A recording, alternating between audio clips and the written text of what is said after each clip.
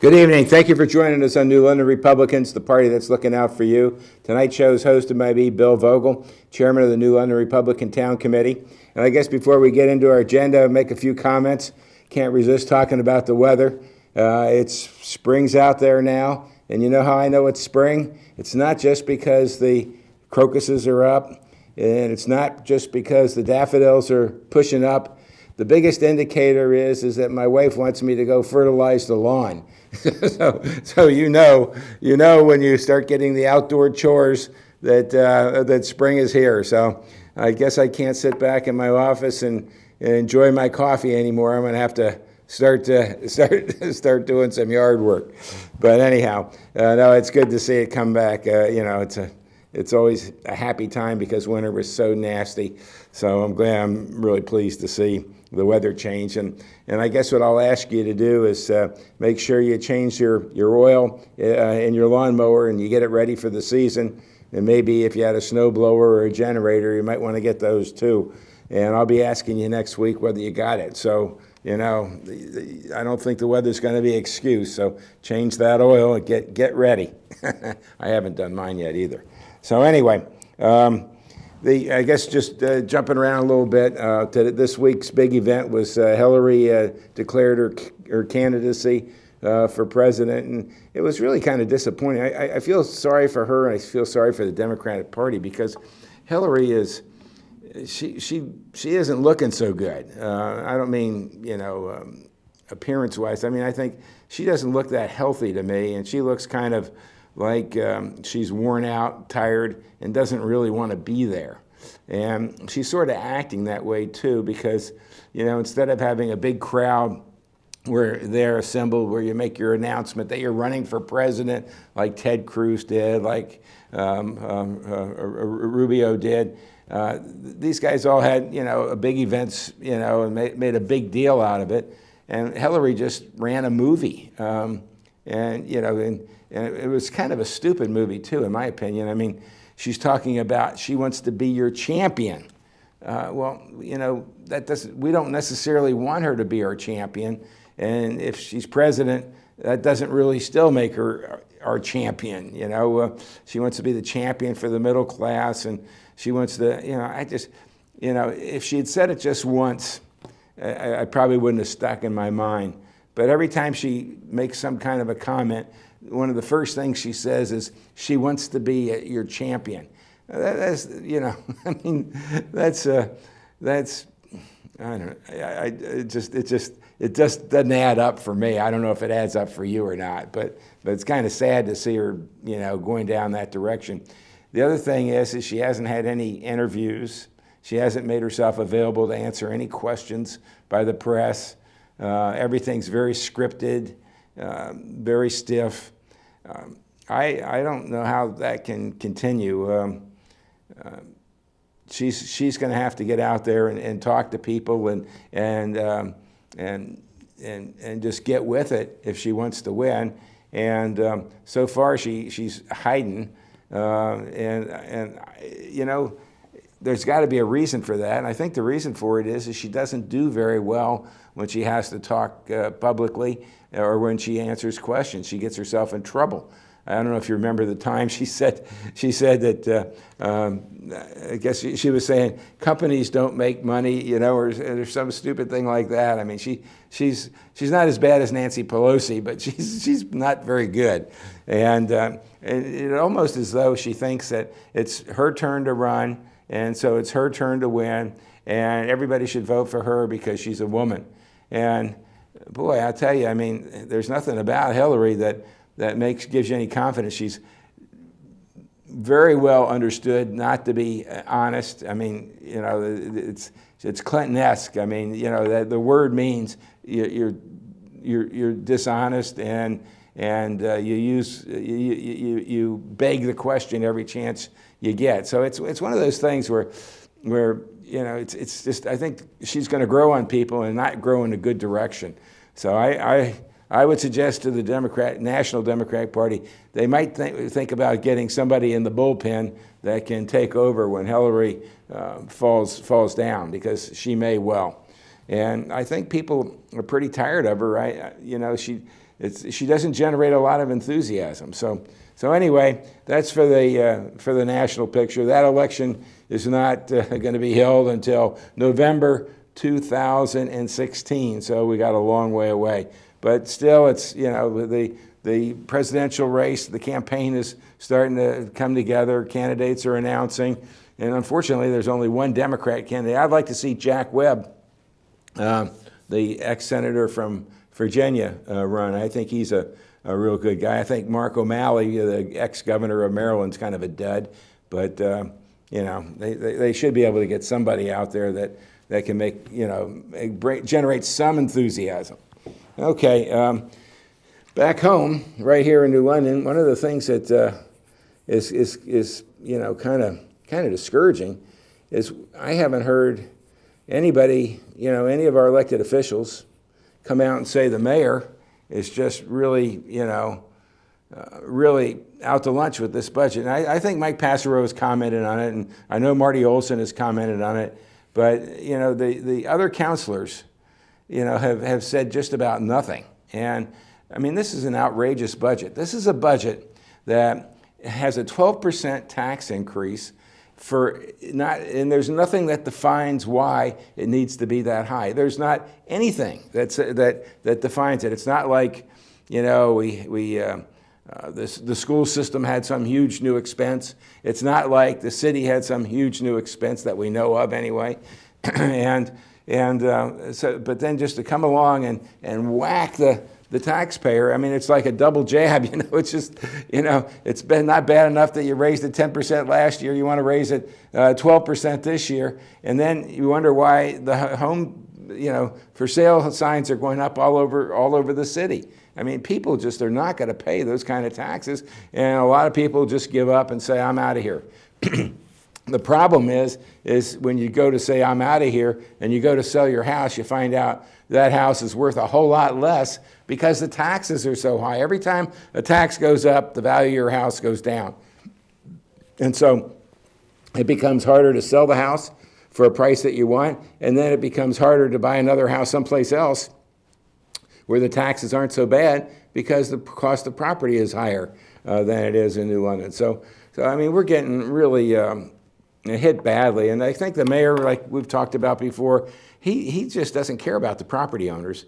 He just figures that somehow or another, the fact that there's a lot of renters in town, and that the renters don't see these tax increases right away, that he'll just roll it through. Matter of fact, he's even so audacious that he wants to have the referendum, if there is a referendum, and there probably will be. He wants to have that in November when we've already spent a good chunk of the budget, rather than in like July or August when it should be, in order to see if the taxpayers are willing to accept that, willing to vote for the budget as it exists.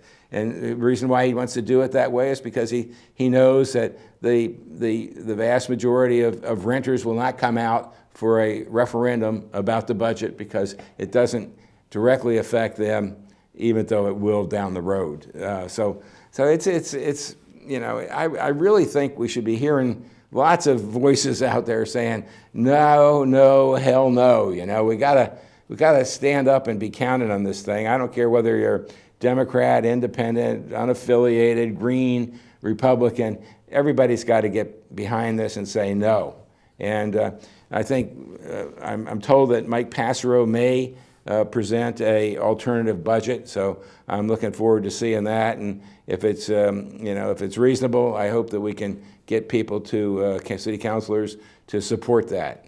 And I know that Marty Olson will, our Republican councilor, because if it makes sense, he'll support it. The other thing I talked about last time, and I'm still talking about it, is why is the Board of Ed going up? The Board of Ed is going up 6%, and let's see, the Board of Ed is going up 6%. The municipal budget's going up 6%. The total budget, therefore, is going up 6%, but the taxes are going up 12% because half the contribution to the revenue coming into the city is from the state and the federal government, and those numbers are staying the same. So when they raise the budget, the total amount that's being raised has to be picked up by the local property tax by local property taxes, and so that's why you see that's why it's double. Taxes go up 6%. If budget goes up 6%, taxes go up 12%. So and then the other thing I look at is that the Board of Ed budget is $45 million, let's say. I forget the exact number, but they got about $20 million worth of grants. So the Board of Ed actual total budget, including grants, is like $65 million. Now, $65 million, if you divide the number of students that we have, it's over 3,000, probably less than 3,500. You divide that into $60 million, you're paying about $20,000 per student in the school. Now, how can anybody justify that? It's not because of magnet schools, or it shouldn't be. If we have students coming in from out of town, they get their tuition comes with them from their school district, and the state's supposed to give us $3,000 in addition to that for each one of these students. So that is not a reason for saying that the budget should go up, because in fact, one of the reasons why New London wanted magnet schools is so that it would help keep the costs down. And yet we see no good reason is given for that Board of Ed budget. None. They said 1% for the teachers. Okay, I could see a 1% increase as a result. They're talking about pensions going up. I could see some small amount covering pensions. And then they said there's like 350 new students coming in, but about half of them are magnet schools, so that pretty well neutralizes that cost. So then you ask yourself, well, what is it? It's not about the buildings, because those are covered by the bonding. That's the local budget doesn't, the bonding is separate. When they do these capital expenses, they're not included in this money that we're talking about. The money we're talking about is used to pay salaries, buy supplies, pay for fuel, and that kind of thing. It doesn't include buildings. It doesn't include buses usually. It doesn't include capital equipment. So it's really a mystery as to why in the heck the Board of Ed wants to go up 6% when they went up 2% last year, and then this year they went up 6%, and there hasn't been any reason given. The three reasons I mentioned are what they talk about, but nobody has shown why any of those would cause a 6% increase in their budget.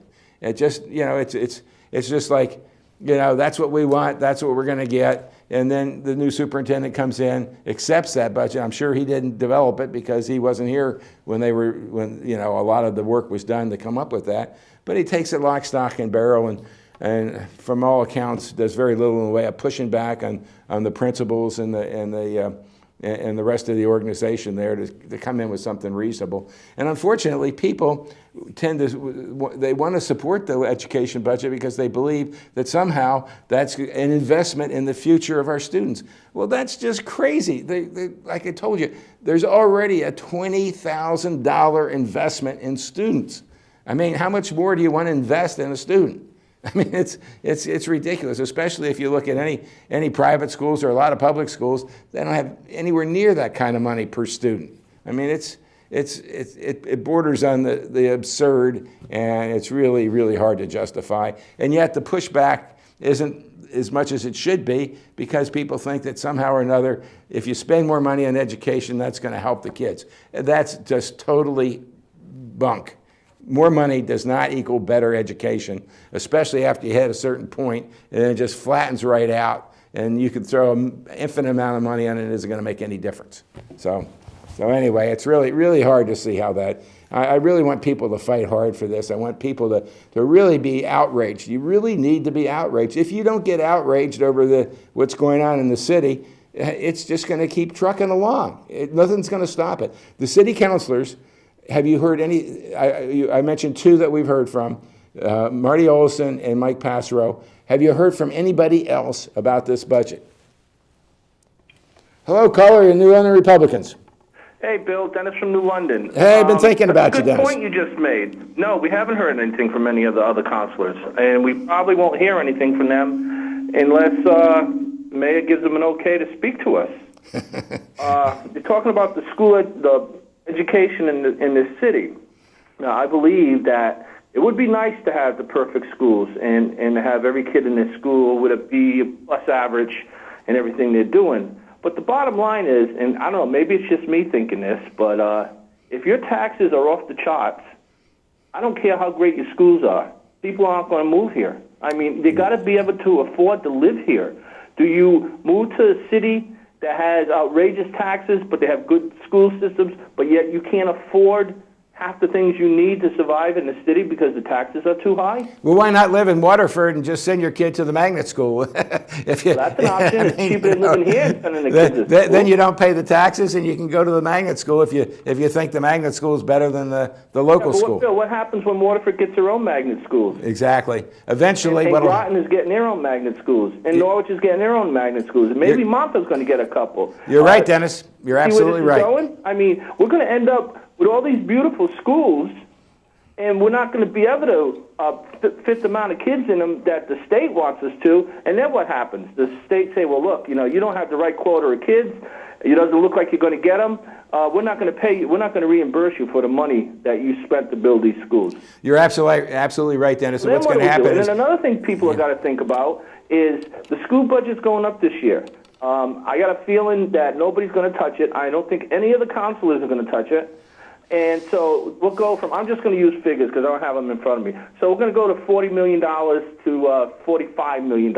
Okay, so now we're going to pay that much for this year's school budget. Next year, they're going to want more. We say no. We're still going to pay $45 million next year. And then the year after that. And the year after that. Our wages and way we live is not going up every year to match this. So You're absolutely right. We're going to get to a point where we're paying so much for school, and we're going to run out of a means to pay for it.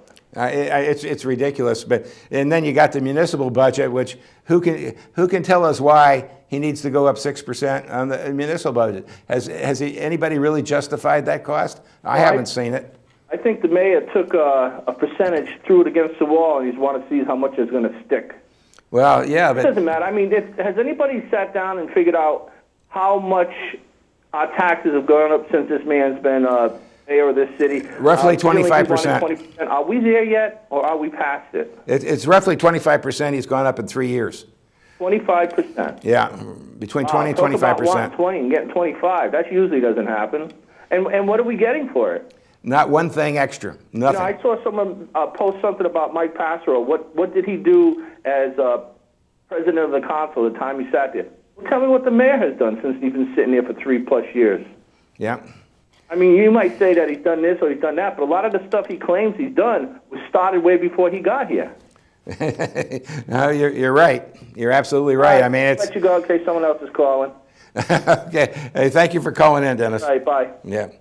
No, like we were talking about the municipal budget's the other side of the coin, and again, we haven't heard anything from the councilors except for Marty Olson and Mike Passero, and and maybe Mike Passero will come up with an alternative budget. I'm told that he might, and so we'll be looking at that. But how in the world does the mayor really think, and do the other 5 councilors really think that we can go along with a 6% increase in the municipal budget? I mean, whose salary's gone up 6%?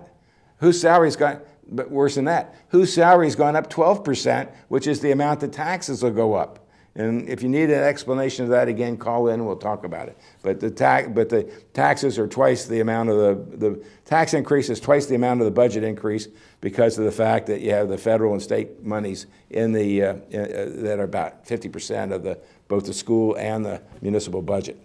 So anyway, it's boy, I'm hoping that that we can get something done here. And the other thing is the councilors, the city councilors cannot allow a referendum to go to November. The referendum has to be timely and in good faith with the taxpayers and the citizens of New London. What happens is we might have gone through this before, but what happens now, the mayor's presented his budget the first part of April. The council then will be reviewing the budget. The finance committee has reviewed the budget somewhat. I haven't really heard them. I mean, I think they spent 2 meetings on it, the best I can tell. Maybe there was more, but I only could see where there were 2. And then the council start their review on it, and eventually it'll have to be presented about the first part of June. It'll have to be voted on around the first part of June, and then it goes into effect the 1st of July. The fiscal year starts the 1st of July. So as soon as the mayor signs, there's two ordinances, one for the education budget and one for the municipal budget. When the mayor signs those two, those ordinances then are approved, and then petitions can go forward to challenge those two ordinances. So the citizens, the taxpayers, will have to get together and petition those budgets if they're as bad as they seem like they're going to be, and get enough signatures, which is, I forget what the number is, it's like 350 or 400, something like that, that you need to get. And then basically you go to, then it goes to the city council. The city council then has to vote to send it off to a referendum. And what they would need to do is there needs to be 5 councilors out of the 7 to vote to have a referendum scheduled for, let's say, late July or August, because it's an election that's out of the normal framework. If you go with an election out of the normal framework, then you have to have 5 councilors out of 7. So we'll see how this all goes. It would be just beyond egregious if they end up trying to schedule a referendum for the budget after the fiscal year is already, how many months? July, August, September, October, November, 4 or 5 months into the year. So, then they turn around, if it passes, they say, well, we've spent 25% of the budget, so we can't change it now.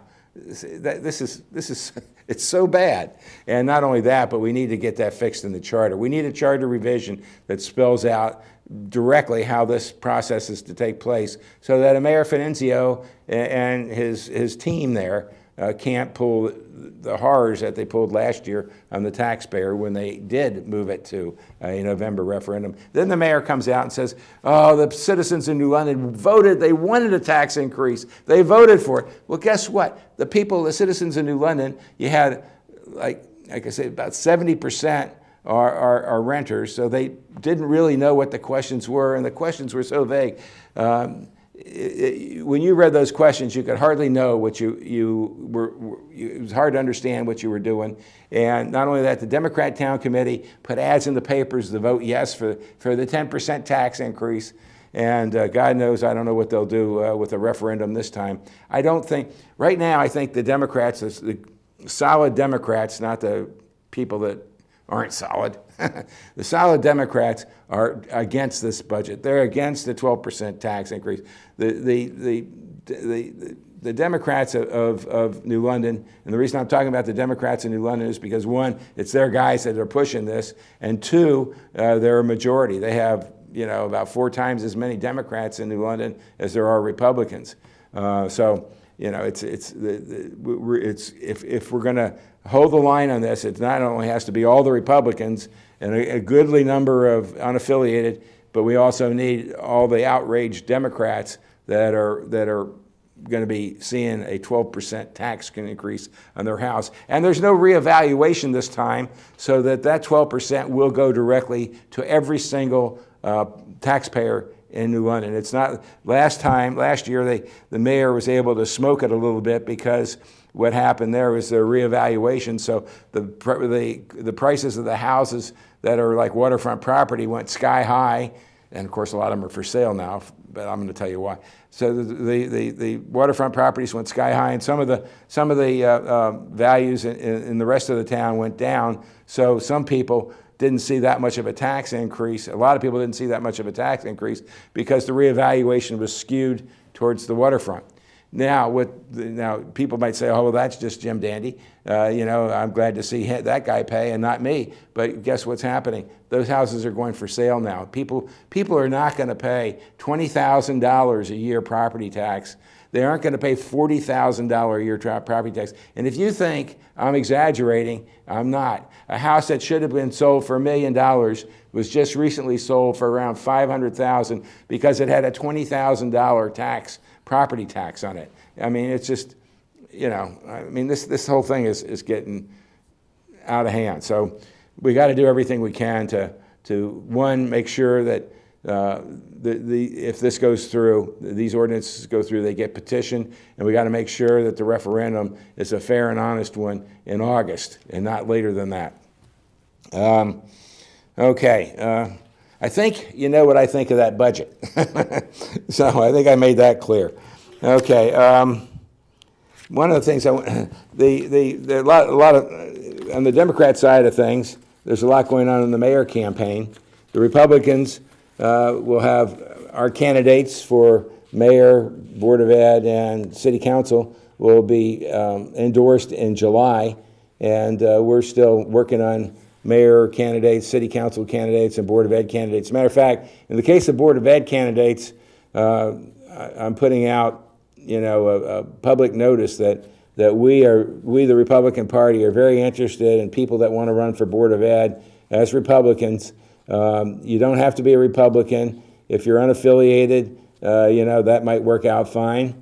And even if you're a Democrat, you might be considered, because last year we only ran about 2 candidates out of 7 for Board of Ed, and this year I'd like to see us run 7 candidates, and I would rather see 7 candidates on the Board of Ed ballot with people that are want to try to control cost.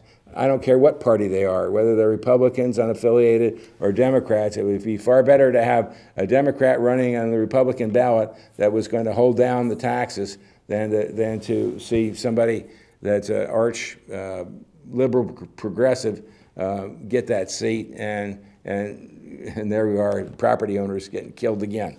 Okay, but anyhow, so the mayor campaign is going. It's coming along. As you know, the mayor has a consulting firm that's giving him advice. I can't imagine how they thought having a 12% tax increase was a good way for him to enter into the campaign, but that's what happened. One of the things that's really interesting, I was Rob Piro's campaign manager when Rob ran, and we raised about maybe $30,000 to $35,000 for the campaign, and that was about the same as everybody else had spent. There were 2 other major candidates, Finenzio and Mike Bassetto, and we thought that was a lot of money, and it was truthfully a lot of work to raise that money. But the amazing thing about this campaign is the amount of money right now. Let's see, Mike Passero has raised $47,000, and the mayor has raised $33,000, and I suspect that Passero will have well over $50,000, and I don't know what the mayor will have. What really happens is when the people that are getting killed with taxes and other mismanagement are giving money to Mike Passero because he's the only other announced candidate besides Finenzio. Finenzio doesn't have a depth of support. I mean, he's not going to, all those people that he's counting on, the people that aren't paying attention to tax increases because perhaps they're renting and their lease isn't going to change for another year. He's counting on those folks to vote him in. But what's going to happen is they're uninterested, and they're not going to give anybody a contribution. So Finenzio is not going to get a lot of contributions. I'm surprised he's got $33,000. I think that's pretty darn good. And a lot of it's from out of town, where that's not the case with Passero. And so what a lot of business people, just anybody that, it's really, the money situation is really all about, we don't want Mayor Finenzio back. And there's a good reason why we don't want Mayor Finenzio back. It's not just the taxes, but it's the level of mismanagement.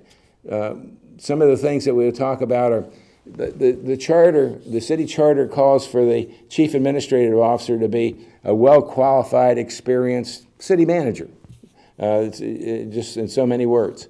And what does he do? He takes Laura Natush, who has no qualifications like that at all, and makes her the chief administrative officer. Well, she might be a very nice person, and I don't doubt but that she is. But she's not, by any definition, what should have been there for the chief administrative officer. So that's Finenzio just putting his buddies in, or his lackeys, or whoever he thinks will support him. Same way with Tim Hanser, the public works guy. He had no experience in public works or municipal government. before he was appointed to that job. And it appears that he was appointed to that job because the Green Party supported Finenzio. And he was a Green Party guy.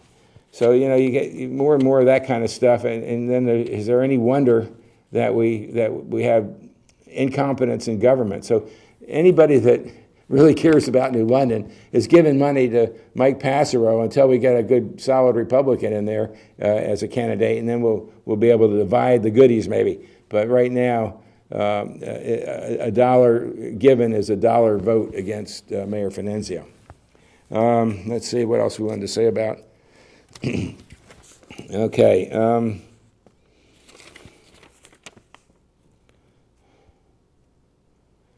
Passero campaign claimed that nearly 3/4 of its donors in the latest period came from New London rather than from out-of-town supporters. Finenzio's campaign said it didn't have any figures on the percentage of donations received from residents of New London. It said donations ranged from $5 to $1,000. So there you are with, when the Finenzio campaign says they don't know, they're lying because they do know. They have to know because when people give money, they have to give their name and address and what profession they are. If you've ever given money to these campaigns, you've filled in one of these little sheets of paper that asks, the state requires certain information of which is your name and address.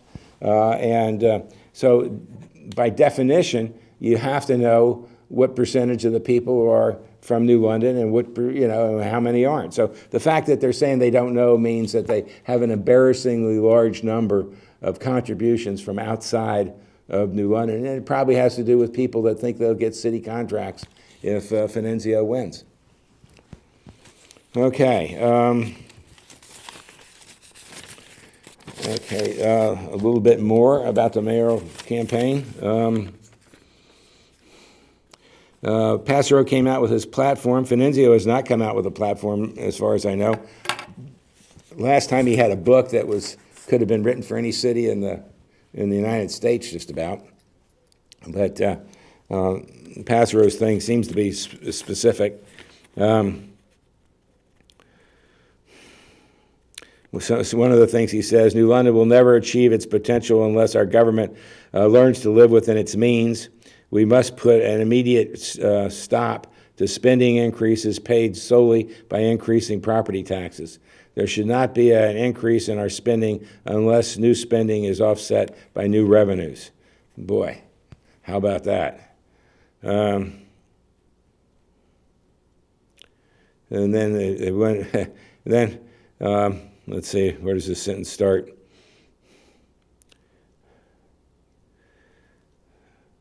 Passero will face off against incumbent Democrat Darrell Justin Finenzio in September primary, referred to the election as an opportunity to restore leadership to City Hall, asserting that members of Finenzio's administration were appointed for personal or political reasons.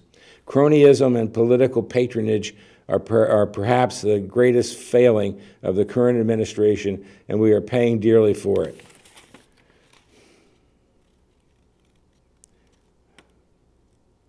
In a 14-page position pamphlet distributed Wednesday, Passero wrote that the City Council's efforts to increase the size of the police force have been consistently undermined by his opponent. As mayor, Passero said he would set a goal of hiring at least 6 new police officers each year until the department reaches the mandated level of 80 officers and would not meddle in the department's business. Well, that's a plus. Okay. Let's see. Then there was an editorial about the mayor's race just today. It says Passero's strong backing within the business community was evident when scanning the roughly. This was at his. He rolled out his platform at Copperwoods. I think it was last night.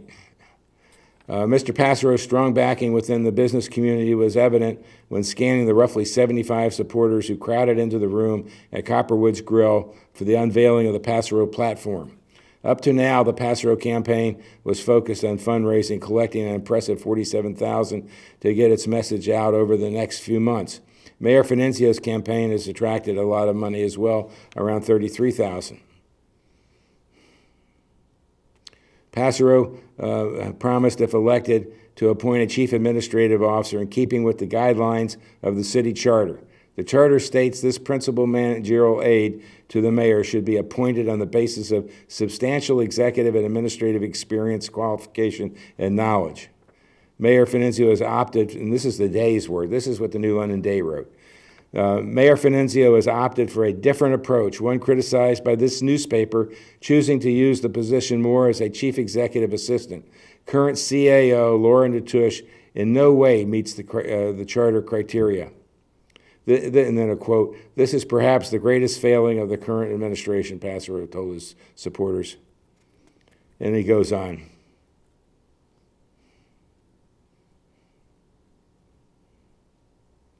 One of the things that was interesting is that he said is, drawing another contrast with the incumbent, Passero said he would welcome an expanded role for the Renaissance City Development Association to help drive development beyond its current focus of Fort Trumbull. Until recently, Finenzio had sought to dismantle it. So that is interesting, and they seem to be some pretty good people on the on that committee now. So, you know, they may just be the people to help. Hello, caller. You're New London Republicans. Hi. Hello. Hi. Let me ask you something. Yes. I know about the two Democrats. I know everything about them, and I'm not too fond of them. Where is the Republican candidate?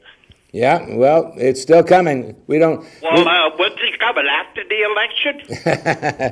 Good question. I'm an independent. Okay, the answer. I'd like to know who's running on your side. Okay, the same is true with the Democrats. The party-endorsed candidates are not selected until July, the third week in July.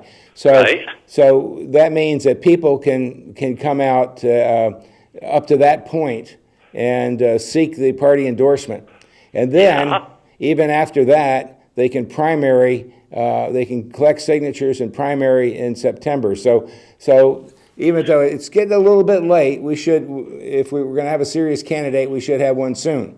Soon? You should have one now. I mean, this is no joke, you know. This is serious. I agree with you. We got two candidates on there that have done harm to the city. Now, we got to get someone in there that can straighten it out. Yeah, I agree with you. And you guys are the only ones left, and I'd like to know who it could be. Yeah. Did you watch the Dennis show last night? No, I didn't have a chance to see that one. Well, there's a guy named, what was his name? Used to be a selectman up in... Oh, yeah, yes, Keith Robbins.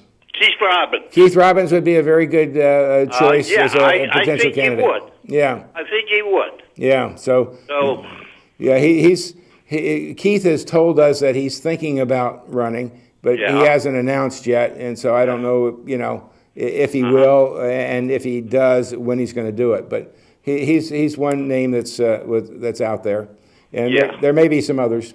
I hope so, pretty soon. Cause I agree with you. yeah. Okay. Thank you very much, Colin. Right. One of the things that would help, and I talk about this often, is we really need to have a higher salary for the mayor. I mean, some people are going to say, well, $80,000 is a lot of money, and it is a lot of money, but if you're going to get a successful professional person, let's say he's a lawyer or a doctor or maybe a senior engineer or supervisor at one of these companies, those guys generally are paid, they're paid more than that. And so we'll never get anybody that sort of has a proven track record in leadership unless we pay that kind of a salary. Now, in the case of Finenzio, he didn't even have a job when he ran for mayor. Yes, he was a lawyer, but he had only done 3 cases in his whole life as a lawyer, 3 court appearances as a lawyer, and then in the case of Mike Passero, he'll be a retired fireman, so he'll have a pension on top of that. So you can see, so it makes sense for those folks to run for that position from a salary point of view. But if you look at some of the other people that might be really good choices, the salary may be a big impediment. And there's no reason the mayor should make less than his police chief, less than his public works guy, less than a lot of the people that work in the city. He should be one of the top paid municipal workers. And of course, I'm not even talking about the Board of Ed, because that's ridiculous. I mean, the salaries on the Board of Ed side are the only thing that's worse than that is the L&M exec salaries. Hello, caller, you're New London Republicans. Yeah, Bill, this is Dennis again. I was on my way out the door, and then you had to say something that kind of get me going here. Why do you think, and other people think, that the person that's running for mayor has to be a doctor or a lawyer or someone that's making outrageous amounts of money or a large sum of money? You can have somebody that comes up out of nowhere that maybe is a farmer, or maybe they work in a mill, or maybe they work at EB, and their message is there. They understand what's going on, and they want to run. But automatically, they're put down because, well, they're not a doctor or a lawyer or a fireman or a policeman or whatever the case may be. People got to stop thinking like that. People got to look at the person that's running and what they're trying to do and what they have to say, and not look at the fact that, well, the only way you can be a mayor in the city is you got to be some kind of high official of something and make all kinds of money. This is crazy. How many times has this gotten us in trouble? Well, let me answer your question, Dennis. What I was trying to say is I wasn't saying that we shouldn't have, let's say, the farmer guy run, or maybe somebody that's an experienced, maybe a guy doesn't make very much money at all, but he's been very active in the city. He's been a city councilor and an outstanding person. And that's just great. What I was trying to say is that if we had a more competitive salary, we'd have a better pool of people that would be willing to run. So what I'm trying to do is see the pool of people that might run expand, and one of the ways to do that would be to make the job more attractive from a salary point of view. And right. So then you run into a situation where you may have somebody that's a mayor that is being a mayor because of the money, and not being a mayor because of what the city needs or for the love of the city. We all work for a living, Dennis. Because of the money. Dennis, we all work for a living. I mean, Well, yes, this is true. I agree, but you can't just go on that one subject. I mean, That's you can't right. just say, well, if we raise the money, we're going to get what we need. I don't think if a guy, let's say he makes $100,000 a year and he decides, and we pay the mayor $100,000 a year, and this guy decides to run, chances are it's going to be a lot more work to be the mayor than it would be to do the job that he had, because the job he has may be 8 or 10 or 12 hours a day. A guy that's doing the mayor's job right, it's 24/7, Okay, so Bill, if you have someone that's working now, other than someone that's going to retire, and they're making $100,000 a year, are they going to give up that job to become a mayor of a city and not know if they're going to have a job in 4 years? The answer to that is maybe. It depends. Let's say, for example, the guy is an attorney who has his own business. He may well do it. There are people, independent business people that do it. There are people that are consultants that can do it. There's surprisingly a lot of people that don't have, what you might call regular full-time jobs that move around. A lot of IT people do consulting, for example, and get paid pretty good salaries and go from one job to the next to the next. And they're contracted. So there's a lot of different kinds of situations where you're right. If a guy was a supervisor at EB, he's making $100,000. Is he going to go run for mayor and have a 4-year job and lose a lifetime job? Probably not. But maybe there's situations. All I can say is if we pay the guy, if we pay what I consider to be a reasonable wage, when you consider all the people that work for the mayor are making more than he is. If he had a reasonable salary, we'd have more people. It would be more people would compete for the job. I believe in the charter it says that the city council needs to set a pay scale for the mayor a year before the election. As of right now, the people I've talked with, that hasn't been done. So what's going to happen with that? And I'll leave you with that thought, and I'll see you in a little while. Okay. Thank you, Dennis. Bye. Okay. The answer to that question is that I think I mentioned in the program a number of times that this council right now needs to set the mayor's salary, and they haven't done that. And the mayor is asking for the same salary. In his budget, he has the same salary that he's had, so he has that number hasn't changed at all. And so as a result, it helps people that have special situations, like the mayor has a special situation, and if he keeps the salary where it is, there's going to be less people trying to compete with him for it. Same way with Mike Passero. If Mike's going to have his fireman's retirement plus the mayor pay if he gets elected, and so it's to his advantage not to increase that salary, because then you get less competition. And there's still plenty of time for people to come out. I mean, like I say, the party endorsements don't take place till July. But as you see, we talked about earlier, there's enormous amounts of money that are being raised. And it's going to be hard for a candidate coming in now, regardless of what party he is, to raise the kind of money that, let's say, Mike Passero has already raised. But one of the things that Finenzio's guys keep saying is, it's not dollars that vote, it's people that vote. And so there gets to be a point where how much money do you need to get your message out? I don't think you need more than $50,000 to get your message out here in New London. That's a lot of money right now. I would say Mike doesn't need any more money. And Finenzio has $33,000. That's probably enough he can get his message out with $33,000, no problem. So even the money thing, what happened is the money really counts up to a point, and then you just it sort of saturates out where you can double the money, and it's not going to double the message that you can get out. I mean, it gets to be a point where you can't use any more money because there's only so much you can do. And if you overexpose yourself, like you go put yourself on television every day, people are going to get real tired of you fast. Or if you send out 1 million envelopes in people's mailbox, they're going to get tired of that too. Or if they have robocalls, people are going to get tired of that. So there's a lot of things where you can really overdo, getting the message out. Okay, that was a good question though that Dennis had about the mayor thing. And like I said, it's not the point of a higher salary is not to exclude, let's say, somebody that has a lower pay, but has all the experience that's necessary, maybe in city government. It's not to exclude that guy. What it's to try to do is to get more people to have the ability to come in, because pay shouldn't be a reason why a person doesn't run. Okay, let's see.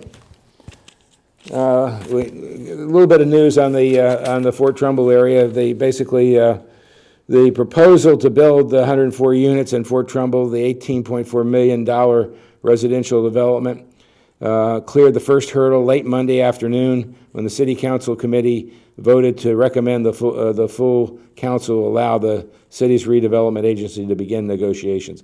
Now, there's no architectural drawings, so there's no pretty pictures of what this is going to look like. At least that's what they're saying, and I haven't seen anything. They say that I guess Linda Mariani said that the proposed Fort Trumbull development has not yet been designed. Once it is, it will be subject to comprehensive design review process that will be led by local architect Rick Gipstein. One of the reasons for saying that is there's been a number of recent articles, if you will, in the paper, one by Dave Collins, and another letter to the editor or whatever, and they were saying, well, gee, we don't want a suburban type look to these places. We want it to look like it's urban rather. Well, I don't want it to look urban, because you could say urban could look pretty ugly. And I don't want it necessarily to be square buildings that look like army barracks, like you might call a suburban type thing. But it should be just good architecture, and that should solve the problem. We don't need to have stores on the first floor. If that makes sense, fine. But if it doesn't, it doesn't. So let's not worry about that too much. So that's a little progress coming along there. So I think that's good. Let's see. we're going to run out of time here pretty soon, so I want to make sure we cover some of this stuff. Okay.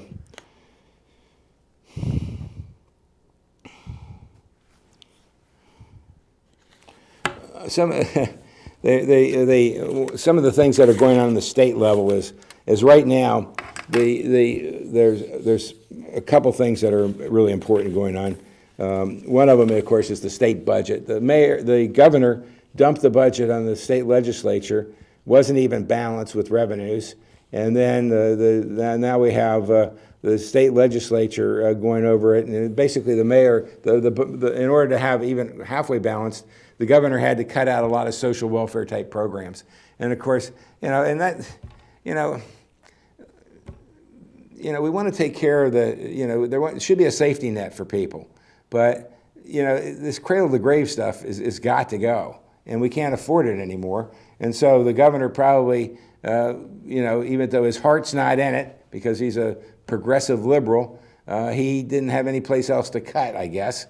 So he went after some social welfare programs. Well, the liberals in the state legislature are going cuckoo because they can't accept the fact that you aren't going to spend more money. You're going to try to balance your budget. So they want to raise revenue. So they want to try. Some of them are looking at higher taxes to what they call wealthy people, and on it goes. Again, it's the old idea. Let's drive everybody out of Connecticut. So if you have enough money to leave, they're going to make sure you go. That's how stupid these guys are. The other important thing that for New London anyway is the pilot program, the pilot funding.